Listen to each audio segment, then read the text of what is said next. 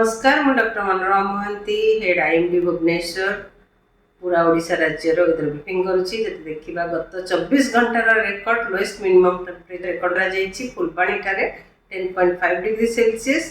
ता सहित पहाड़ अंचल जी उदयगिरी 6.8 डिग्री सेल्सियस रेकर्ड कराई। ता सहित दुईटी स्थान में 10 डिग्री सेल्सियस कि कम तापमात्रा रेकर्ड कराई।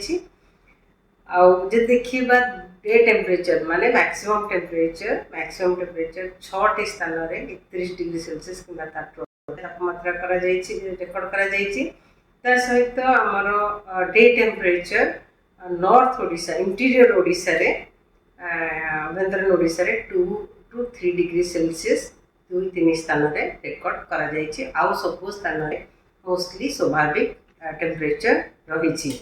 आदि देखा न्यूनतम तापमात्रा मोर नॉर्थ ओडिशा उत्तर ओडिशा रे कामा स्थान रे 2 to 4 डिग्री सेल्सियस स्वाभाविक भैल्यू ठारू अधिक रही। अलग स्थान गुड़िक मोस्टली स्वाभाविक तापमात्रा रेकर्ड कर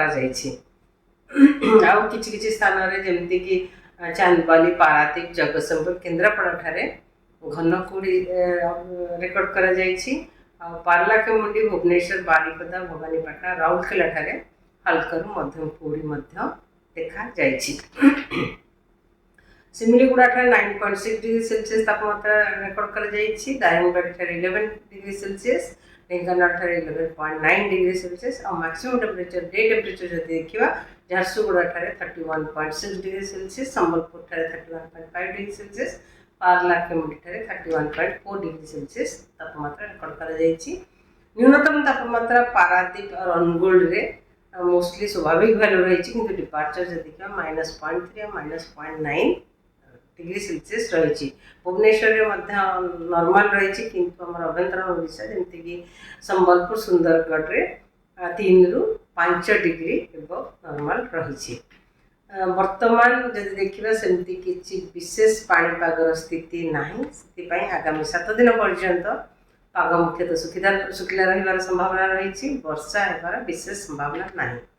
आगामी 5 दिन पर्यंत कुहुड़ीर पूर्वानुमान करमती उपकूलवर्त अंचल जिला गुड़िक पुरी खोर्धा भद्रक जगतसिंहपुर केन्द्रापड़ा गजपति मयूरभंज केउंझर कंधमाल कटक नयागढ़ गंजाम जिले में कांबा स्थान में हल्का मध्यम कुड़ी देखा संभावना रही।